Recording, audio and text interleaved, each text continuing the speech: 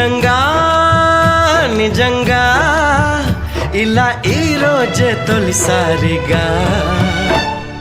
పడ్డానండి ప్రేమలో మరి విడ్డూరంగా ఉంది లేది పడ్డానండి ప్రేమలో మరి